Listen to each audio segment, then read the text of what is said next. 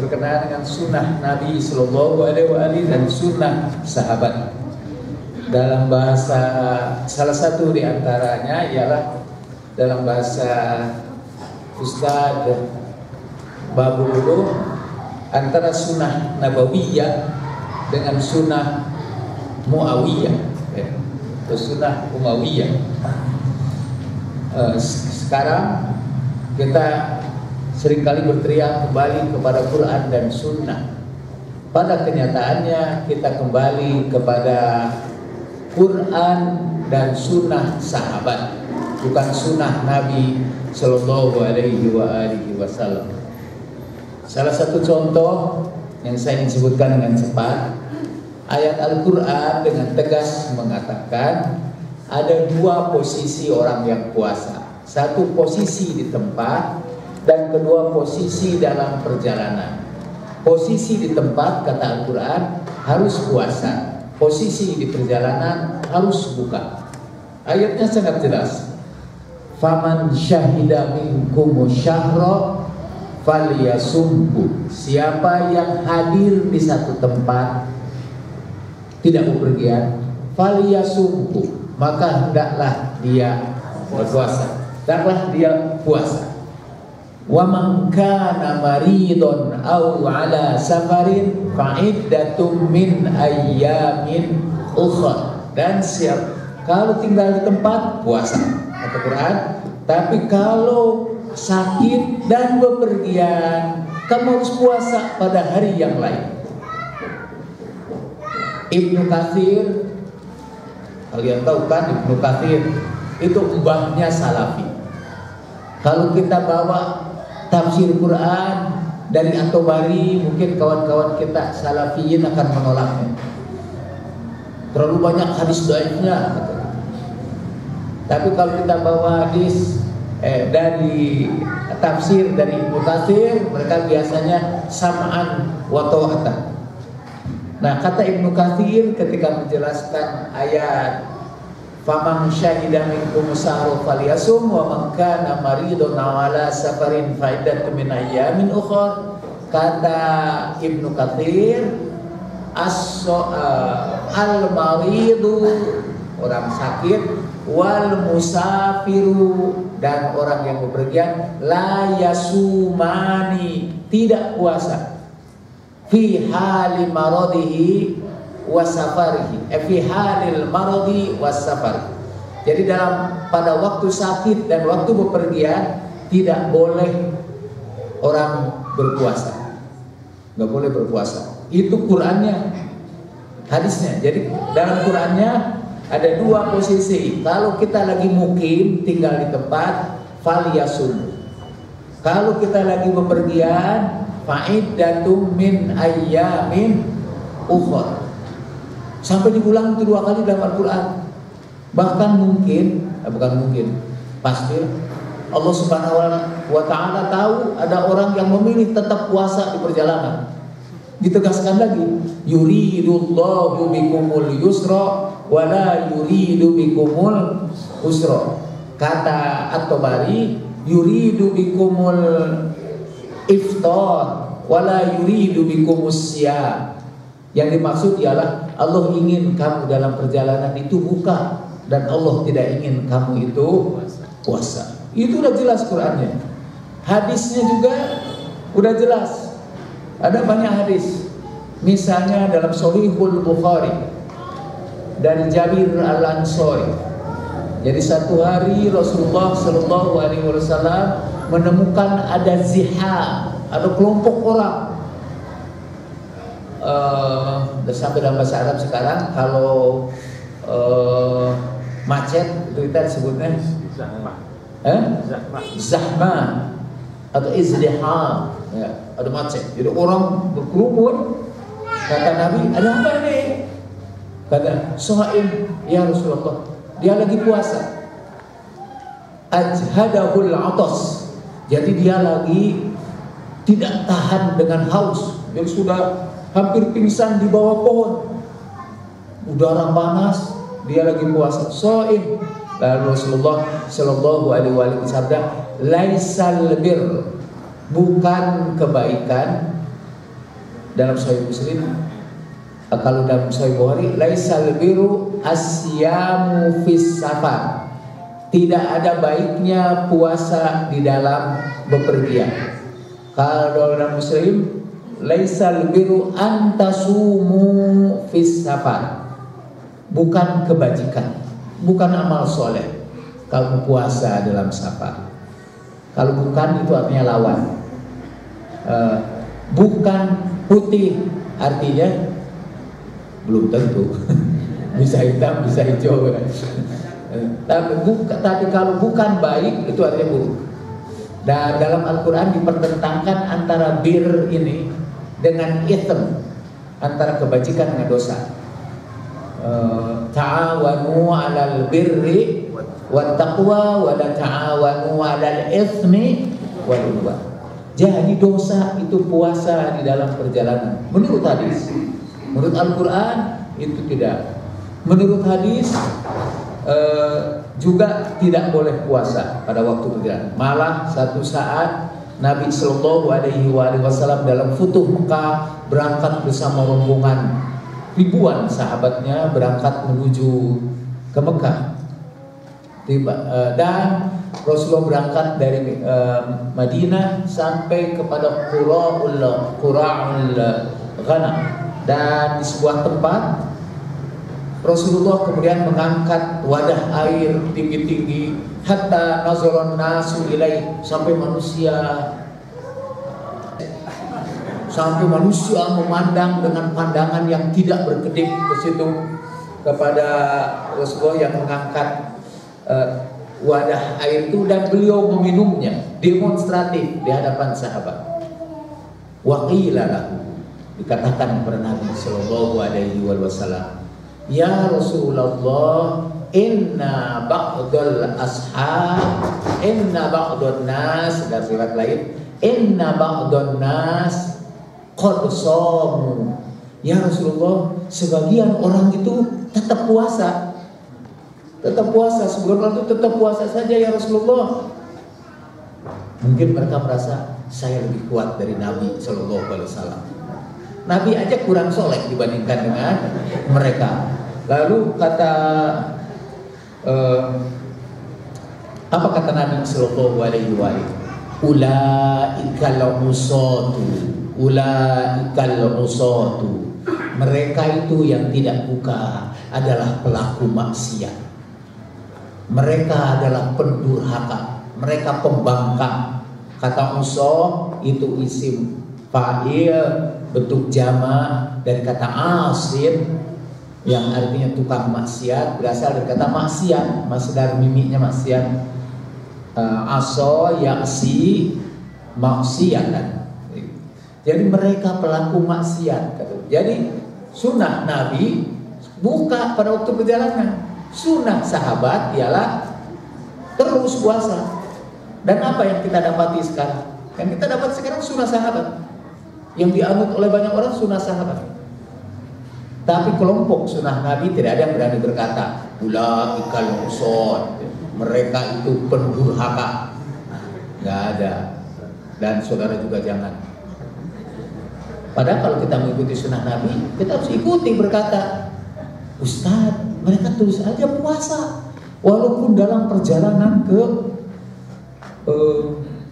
dari sini, dari Indonesia, banyak yang umroh sekarang, dan sepanjang jalan mereka puasa. Kuat kok gitu.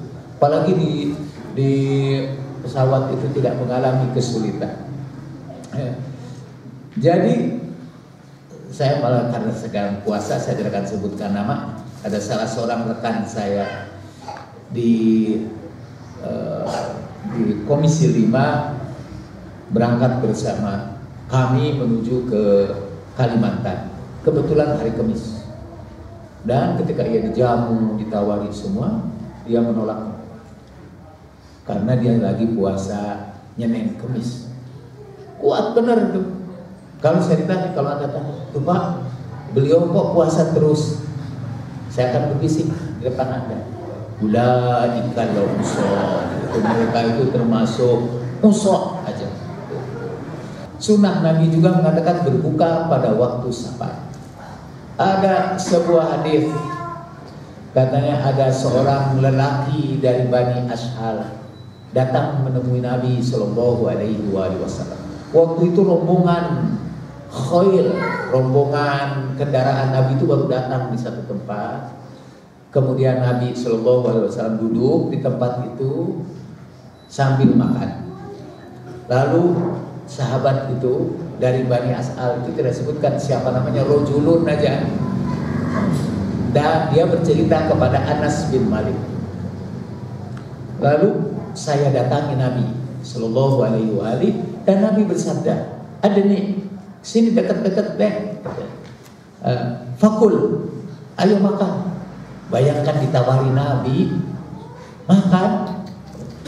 Itu sunnah Nabi itu, kalau belum makan dia ajak tamunya untuk ikut makan. Ada nih fakul. Dulu pernah ada seorang perempuan di zaman Nabi Sallallahu Alaihi Wasallam yang melihat Nabi sedang makan kurma. Lalu Nabi seperti biasa menawari, itu sunnah beliau. Dia tawari tamunya, ayo makan di sini. Tapi tamu itu perempuan, terkenal kata perempuan itu kalau ngomongnya selalu menyakitkan hati orang. Jadi tajam sekali omongannya itu, sampai kalau kata Jalaluddin Rumi dalam Masnawinya, dia seperti pohon duri di pinggir jalan. Semua orang yang lewat kena duri. Jadi kalau orang pernah ketemu dengan perempuan itu pasti sakit hati kalau dia mulai ngomong. Lalu perempuan itu ditawari kurma oleh Nabi. Silakan kamu ambil. Ya Rasulullah, aku mau, tapi yang kau kunyah itu kurma yang dikunyah Nabi, yang kau kunyah itu. Beliau yang azizun alaihi ma anitum harisun alaikum bil mu'minina raufur rahim. Beliau keluarkan kurma itu dan diberikan sama perempuan. Sejak itu kata para sahabat tidak pernah keluar dari mulut perempuan itu kecuali kata-kata yang halus. Berkah sisa makannya Rasulullah Sallallahu Alaihi Wasallam. Nah, tapi apa yang dilakukan oleh sahabat yang kita ceritakan ini dari Bani Ashal ini? Dia ditawari oleh Nabi, ayo makan, adni, fakul. Kata sahabat itu, ana shaim, saya sedang berpuasa ya Rasulullah. Kata Rasulullah, ijlis, uhaddithuka anisya. Duduklah kamu. Lamun ceur urang pangalengan diuk sia dengekeun. Tapi karena beliau Nabi Sallallahu Alaihi Wasallam, pasti terjemahannya cali kaset. Ya. Ku kaula rek dicaritakeun perkara puasa. Ijlis tuhadditsuka anisya. Aku ceritakan kepadamu tentang puasa. Kemudian innallaha azza wa jalla, sesungguhnya Allah azza wa jalla qad wada'a, sudah melepaskan, sudah membebaskan anil musafir, dari orang yang bepergian, syatros sholat, setengah dari sholat. Maksudnya kalau sholat zuhur, kalau tinggal di tempat itu 4 rakaat, tapi kalau dia berada dalam perjalanan, Allah melepaskan kewajiban yang 2 rakaat itu tinggal 2 rakaat. Wa al musafir, dan dari orang musafir, wal hamili, dan orang hamil, wal murdi'i, dan orang menyusui, asya. Jadi buat orang musafir udah dilepaskan dari siap. Masih cerita tentang laki-laki dari Bani Ashal. Kata dia, cerita Anas bin Malik, nyesel sekali. Itu ceritanya setelah Nabi wafat. Nyesel sekali, kenapa aku tidak ikut makan bersama Rasulullah Sallallahu Alaihi Wasallam. Kalau kita nyebut salah sih, sok soleh. Jadi dia kehilangan kesempatan mendapat berkah dari sisa makanan Rasulullah Sallallahu Alaihi Wasallam.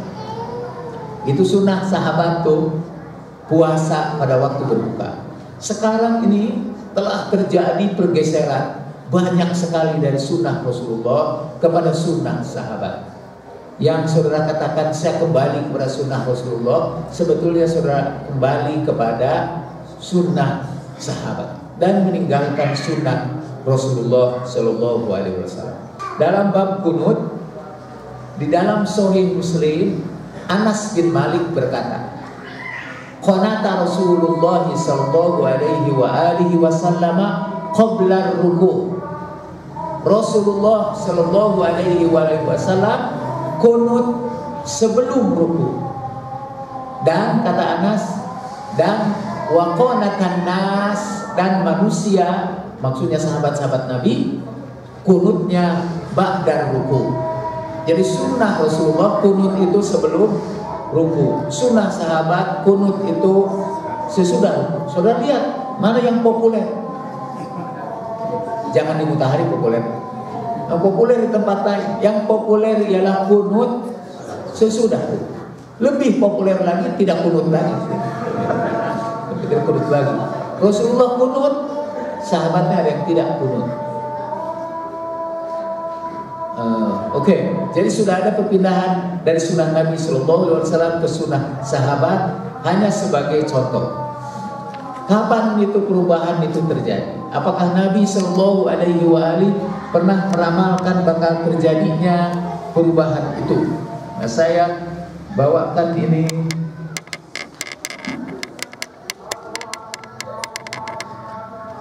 Mana ini dulu menggerakkan oke. Nah ini hadis ini hadis al-muhadis, ini al-Bukhari, diriwayatkan oleh Bukhari, sumbernya Sahihul Bukhari. Ada di situ ya? Nah, Rasulullah Sallallahu Alaihi Wasallam bersabda, innakum mahsyuruna ilallahi hufatan uratan ghurla. Kalian bakal dihimpunkan di hadapan Allah dalam keadaan telanjang, tidak beralas kaki. Dalam keadaan, sama itu sinonim dalam keadaan telanjang, bulan kamu tidak berpakaian apapun. Kama bada'na awwala khalqin nu'idu. Ini apa itu? Wa'ada alaina inna kunna fa'ilin. Yang hafal Quran tolong perbaiki ayat Al-Quran. Sebagaimana kami mulai penciptaan yang pertama, kami kembalikan lagi mu'iduhu wa'dan, kami kembalikan lagi atas kami dan kami yang akan melakukannya. Kemudian Nabi bersabda, summa inna awwala ma yuksa yaumal qiyamati Ibrahim. Sesungguhnya orang yang pertama kali diberi pakaian nanti di hari kiamat adalah Ibrahim. Ala innahu yuja'u birijalin min ummati fayukhadu bihim dhata shimalin. Kemudian didatangkanlah sekelompok di antara umatku, dibawa ke rombongan sebelah kiri. Fa'akulu, aku berkata, ya Rabbi ashabi, ya Rasulullah, itu sahabat-sahabatku. Fayuqalu, lalu dikatakan kepadanya, kepada Nabi Sallallahu Alaihi Wasallam, itu sahabatku ya Rasulullah. Kenapa dimasukkan ke kelompok kiri? Karena kelompok kiri itu nanti wa ashabus shimal fi samumim wa hamim. Karena ashabus shimal itu akan masuk ke neraka. Fayuqalu la tadri ma ahdatsu ba'dak. Engkau tidak tahu bahwa mereka sudah mengubah-ubah agama ini sepeninggal kamu. Fa'aqulu kama qala al-'abdu shalih. Lalu aku akan berkata seperti berkatanya seorang hamba yang saleh. Wa kuntu 'alaihim syahidan madumtu. Siapa yang hafal itu? Dan aku akan menjadi saksi bagi mereka selama aku berada di tengah-tengah mereka. Tapi setelah aku pergi, engkaulah yang menjadi saksi terhadap mereka. Fayuqal, maka dikatakan kepada Nabi Sallallahu Alaihi Wasallam, inna haula, mereka itu lam yazalu murtaddina ala aqabihim mundu faraqatahu. Mereka itu sahabat-sahabat kamu tidak henti-hentinya murtad semurtad-murtadnya. Aqab artinya bagian kaki sebelah belakang itu. Tumit yang sebelah itu menandakan kalau orang pergi kan, kalau orang pergi itu melarikan diri, tumitnya itu yang kelihatan. Dan disebut itu irtaddu ala aqabihim. Mereka murtad, tidak intinya lam yazalu, tidak intinya murtad. Di siapa itu yang mengatakan bahwa para sahabat itu murtad? Menurut riwayat orang-orang Syiah yang murtad, yang mengatakan bahwa sahabat Nabi itu murtad, orang Syiah. Saya baru tahu ternyata Rasulullah itu termasuk. Kemudian dan ini ucapan Nabi Sallallahu Alaihi Wasallam masih dalam Bukhari. Saya baca dengan cepat. Aku akan menunggu kalian di telaga, dan kalau dia lewat ke hadapanku, ia minum dari telagaku. Dan kalau ia sudah minum dari telagaku, ia tidak akan pernah haus lama-lama. Dan nanti akan didatangkan kepadaku satu kaum akan didatangkan kepadaku kaum. Bukan ini tanya. Datang kaum a'rifuhum wa ya'rifunani. Aku kenal mereka, kata Nabi Sallallahu Alaihi Wasallam, dan mereka pun mengenal aku. Kemudian dipisahkan antara aku dengan mereka. Kata Abu Hazm yang meriwayatkan hadis ini, aku mendengar Nu'man bin Abi Abbas berkata, begitu yang aku dengar dari sahabat. Apakah begitu yang aku dengar dari sahabat? Aku berkata, apa yang kau dengar? Bukan sami itu. Sami min sahab. Faqultu na'am. Faqala. Lalu dia berkata, ashadu ala Abi Sa'id al-Khudri la sami'tuhu wa huwa yazidu fiha. Demi Allah, katanya, aku bersumpah, aku mendengar Abu Sa'id al-Khudri mendengar hadis itu dan dia menambahkannya. Fa'aqulu, yaitu Rasulullah berkata, aku berkata kata Rasulullah, ketika didatangkan sekelompok orang, kemudian dihempaskan dari hadapan Nabi, dijauhkan dari telaga itu. Lalu Rasulullah berkata, innahum minni, mereka itu termasuk kelompokku ya Allah. Fayuqal, lalu dikatakan, innaka la tadri ma ahdatsu ba'da. Engkau tidak tahu apa yang mereka buat sepeninggal kamu. Fa'aqulu, lalu aku berkata. Itu yang dimaksud ahdatsu itu dijelaskan oleh Nabi Sallallahu Alaihi Wasallam. Fa'aqulu suqqan liman ghayyara ba'di. Dijauhkanlah dariku orang yang mengubah ghayyara artinya mengubah agama sepeninggalku. Kalian mengenal kata ghayyara itu, innallaha la yughayyiru ma biqaumin hatta yughayyiru ma bi anfusihim. Dan ini hanya tambahan aja, diriwayatkan oleh Shahihul Bukhari juga. Ini bisa diperoleh dari ini juga, dari program di sini. Saudara, kalau saudara punya Android, pasang di situ judulnya Al-Mawsu'ah Al-Hadithiyah, ensiklopedia hadis, tidak bayar. Diklik aja. Kalau Android mungkin ambilnya di Google Play ya, Google Store ya. Kalau Apple ya Apple Store. Klik aja itu, saudara punya ensiklopedia hadis. Jadi kalau saya mau mencari hadis ahdatsu, tadi hadis-hadis ini, saya klik tulis alif ha dal sa, waw alif ahdatsu, lalu didatangkan dalam Bukhari katanya 27 hadis itu dalam disebutkan, dan saya segera bisa menyebutkan juga, segera dengan cepat bisa menyebutkan hadis ini sahih, hadis ini dhaif, udah disebutkan kok di situ. Di sini sahih, hadis ini dhaif. Kalau saudara tiba-tiba ingin jadi ahli hadis instan, beli Android, pasang itu. Saudara segera menjadi ahli hadis instan. Nah, menurut riwayat ini yang terakhir nih, ketika aku tidur, kata Rasulullah, aku bermimpi, baina ana naim idza zumratun, tiba-tiba ada sekelompok orang yang aku kenal mereka. Didatangkan sekelompok orang ke hadapan Nabi, aku kenal mereka. Ketika aku sudah mengenalnya, tiba-tiba keluar seorang lelaki antara aku dengan mereka. Dan lelaki itu mengajak kepada rombongan orang itu, halum, ayo ikut, come on. Ya. Kalau kata orang Spanyol, vamos, let's go.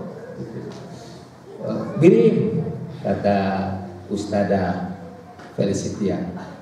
Faqala halum, ayo, mari. Rasulullah Shallallahu Alaihi Wasallam bertanya, aina, mau dibawa kemana ini rombongan ini? Apa sudah baca sesudahnya? Supaya bukan ucapan saya.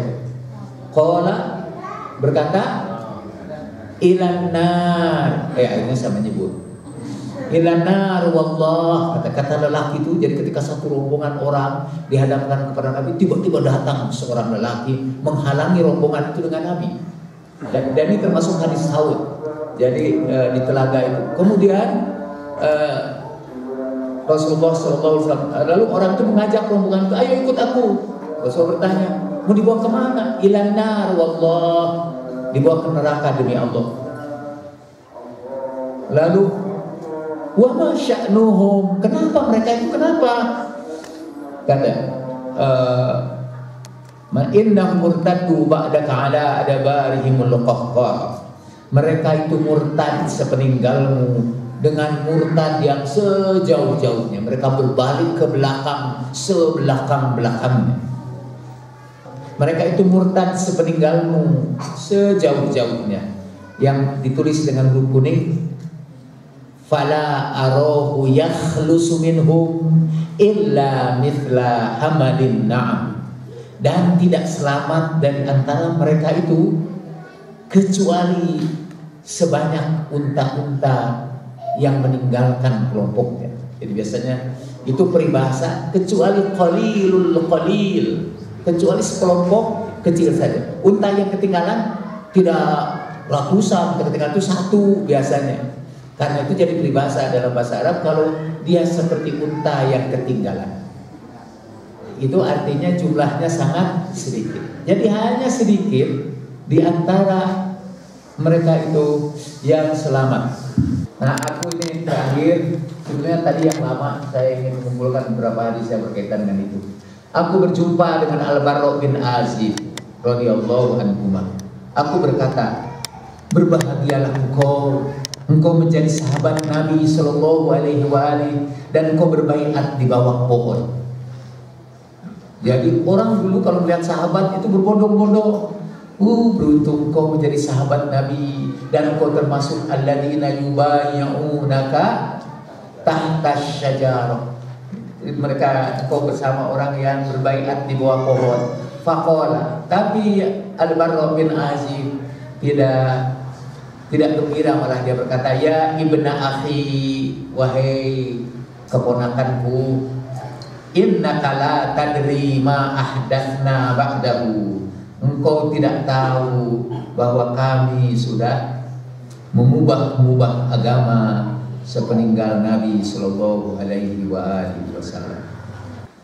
Dari Abi Sa'id Al-Khudri, ini sahabat lainnya juga mengatakan, bahagia sekali katanya, ya Aba Sa'id, beruntung, hani'an laka ya Aba Sa'id, selamat engkau hai Aba Sa'id, karena engkau sudah pernah berjumpa dengan Rasulullah Sallallahu Alaihi Wasallam. Kalau tadi kepada Azib Al-Barra bin Azib, sekarang Abu Sa'id Al-Khudri, berbahagialah engkau ya Sa'id, ya Aba Sa'id, engkau berjumpa dengan Nabi Sallallahu Alaihi Wasallam dan menyertainya menjadi sahabatnya.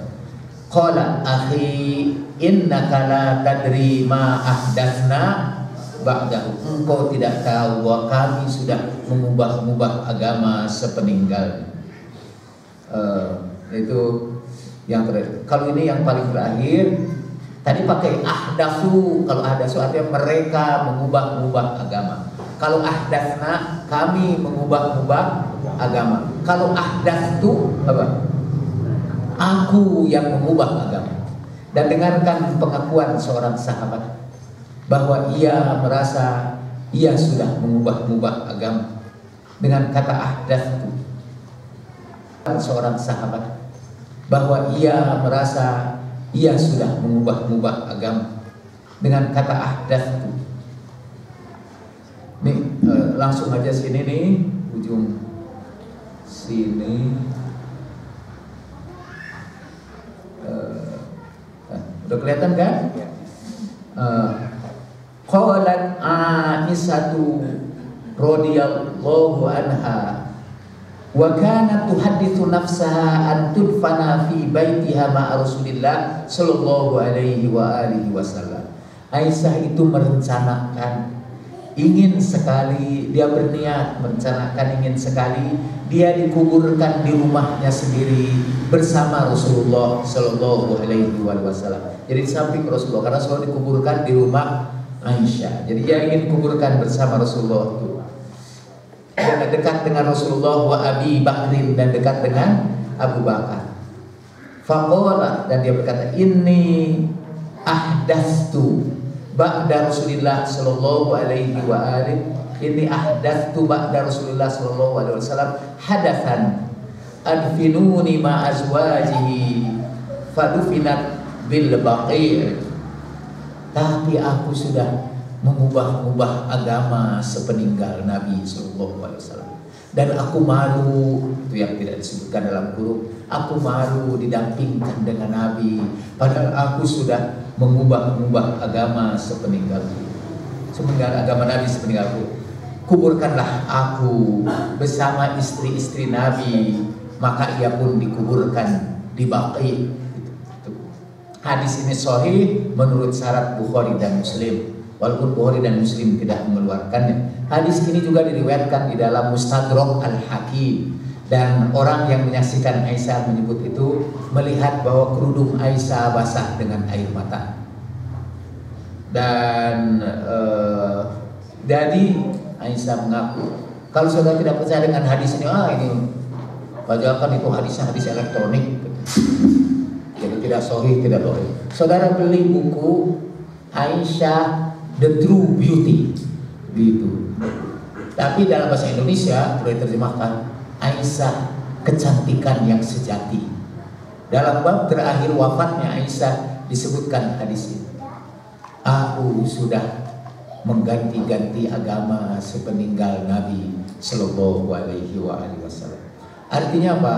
Aisyah datang dengan sunnah sahabat, sunnah Aisyah, dan Nabi datang dengan sunnah nabawiyah. Kita akan ceritakan ini, bagian-bagian ini tidak ada dalam buku itu, tidak ada ya para penulis, karena itu ada pada naskah yang asli yang kita coret demi kemaslahatan kaum muslimin, juga atas usulan para pemuji. Saya juga kenapa harus dicoret, kan ini hadis, walaupun hadis pokoknya dicoret ya, pokoknya dicoret. Oke, kita sudah masuk waktu maghrib, maaf tidak ada tanya jawab. Kemarin dengar pesan kita kan banyak tanya jawab ya. Ada dua pertanyaan. Ada dua ya. Nanti mungkin kalau besok saya masih datang, dan ini udah kuliah yang keempat ya, ternyata kuliah kelima mungkin hanya sampai bab 1 aja, belum nyampe kepada bagian-bagian lain. Nanti puasa pada tahun yang akan datang kita lanjutkan membahas bukunya. Oh, saya juga bikinnya ini 4 tahun, kalian hanya perolehnya 1 tahun, itu kan tidak adil. Dan keadilan adalah salah satu rukun iman dalam mazhab Ahlul Bait. Jadi biar adil aja. Oke, kalau tidak ada pertanyaan.